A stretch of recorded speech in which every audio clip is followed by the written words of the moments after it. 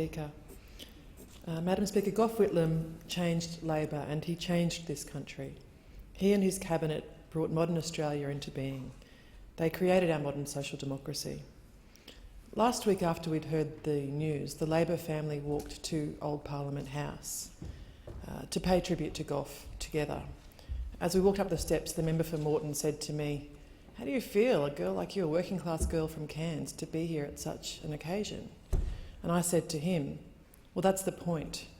That's what Gough did for us." And he agreed, because we both know that that Gough wanted to create opportunities for everyone, and he wanted to work for a more equal society, and like countless others, I'm a direct beneficiary of that.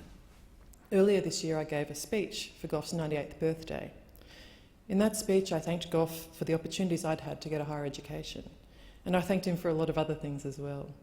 I'm pleased to say that he heard about the speech and that he knew of my gratitude. I received a message: "You've made an old man very happy."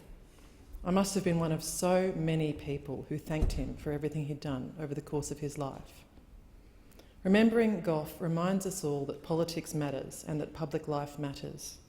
It reminds us that we must be here in this place with a sense of purpose, determined to improve the well-being of our countrymen and women. We all share in this great responsibility to build on his legacy. I don't claim to know Gough. I've only met him a couple of times. I was there at our National Labor conference when he and his beloved wife Margaret received their national life memberships of the Australian Labor Party.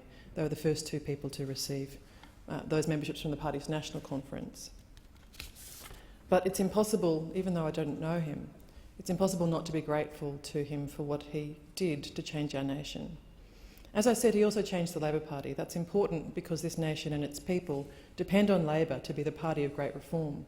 The Liberals and Nationals can claim to have instigated very few of the nation's great reforms since the 1970s, but under Gough's leadership and since, our movement has won and defended for all Australians so many reforms. I don't need to repeat the list of them, and there are too many anyway. But I do want to mention, as the member for Lingiari did much more extensively last week, Gough's work to improve the rights of Aboriginal people and Torres Strait Islanders.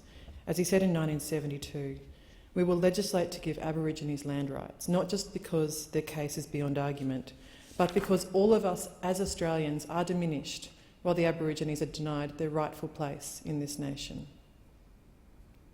It's because of Labor's reformist tradition that Australia needs Labor. There's no other party able to govern that will do what's needed to build our nation and at the same time make it a fairer place for everyone. Gough understood the imperative then to make Labor a better party so that we could fulfil that obligation. As Senator Faulkner said in his speech on Gough's 92nd birthday, he was determined to make much-needed changes to get Labor out of opposition and into government.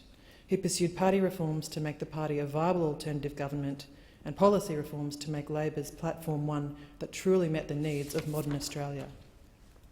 In 1977, the year I was born, Gough came to Queensland and told our Labor in Politics convention bluntly that we had to get our house in order. He said, "Whenever things go badly, there's a natural tendency to look for far-fetched answers and blame the people instead of ourselves.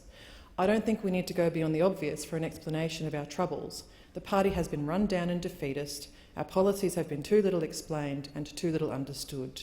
And he went on to say, "Let us not delude ourselves that dissatisfaction with Mr Bjelke-Petersen is enough to put Labor back, any more than dissatisfaction with the Fraser government will put us back in the national parliament. We must put our own house in order first. A reformed and invigorated party in Queensland must be the first step to a Labor government in Brisbane and a new Labor government in Canberra."